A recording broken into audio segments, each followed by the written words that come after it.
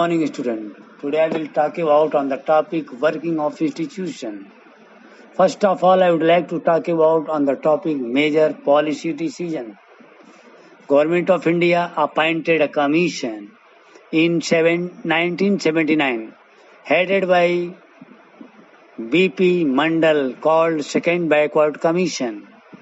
Commission gave a report in 1980. One of the suggestions was to reserve 27% of government jobs for socially and economically backward classes. This issue was discussed for many years. Janata Dal won elections in 1989. VP Singh, the Prime Minister, decided to implement reservations. The President announced it in his address to the Parliament. On 6 August 1990, the Cabinet decided to implement, and the Prime Minister announced it in both Houses of Parliament. The senior officers drafted an order signed by an officer, and it became the memorandum issued on 13 August 1990. There was a heated debate on the issue, and it was finally taken to the Supreme Court. The case was known as Indira Swahe and others vs. Union of India case. In 1992, Supreme Court declared the Mandal orders as valid but asked for some modifications. After that, I would like to talk about need for political institutions. A government has to perform various duties, formulate policies and implement them. Some have to formulate schemes, some have to take decisions, some have to implement the decisions. Hence the need for institutions to do all the above. The constitution of a country lays down basic rules on powers and functions of each institution. The Prime Minister and the Cabinet take all policy decisions. The civil servants take the steps to implement ministers' decisions. Supreme Court solves disputes between citizen and government.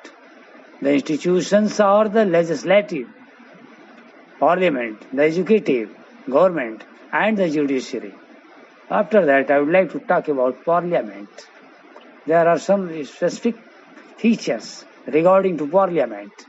In all democracies, an assembly of elected representatives exercises supreme political authority on the behalf of the people. At national level, it is parliament, and at state level, it is legislative assembly.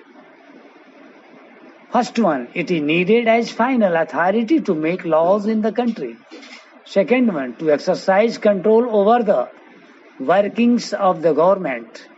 Third one, to control the expenditure of the government and control public money. Last one, as the highest forum of discussion and debate, it decides public issues and national policies. Two houses of parliament, Lok Sabha and Rajya Sabha. The former has elected representatives and is the house of people. The Rajya Sabha elected members of state. Each state assembly is called the Council of State. Lok Sabha is more important in money matters. Control over the executive and council of ministers has more members. It is called a lower chamber. Rajya Sabha is more important in matters concerning the states. It is called as upper chamber. Lok Sabha is elected for a period of 5 years. The Rajya Sabha is permanent house with 1/3 members retiring every 2 years. The term of each member is for 6 years. The President of India is part of the Parliament, although she is not a member of either house. After that, I would like to talk about political executives. The President, the Prime Minister, and the Council of Ministers and the civil servants form the executive. The political executive consists of political leaders elected by the people who act on their behalf and are responsible to the public who elected them. They take all the decisions, understand the overall picture. When we talk about the government, we usually mean the executive. The second category is called the permanent executive, consisting of civil servants. They help the political executive in carrying out the day-to-day work. They are experts, but do not take the final decision. Prime Minister is the most important political institution in the country. Prime Minister has three kinds of ministers to help him. First one, cabinet ministers. It is the inner ring of the council of ministers. Second one, ministers of state with independent charges, usually in charge of smaller ministries. Third one, deputy ministers. The prime minister's position is supreme. He chooses his cabinet and his decision is final, except in a coalition government where he has to listen to other party members. When the prime minister quits, the entire ministry quits. After that, I would like to talk about the president.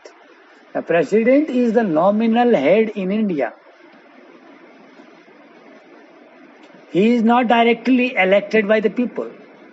As in USA, the elected members of parliament and MLA elects the president. All the members of parliament and members of state legislatures elect them. Since he is elected indirectly, he does not have the same powers as the prime minister. The president exercises all his legislative, executive, financial, judicial, military powers only on the advice of the prime ministers and his council of ministers. The president can only delay a bill. If the parliament passes it again, he has to sign it. President has the power to appoint the leaders when there is a coalition on its own discretion. In countries like USA, France have powerful presidentship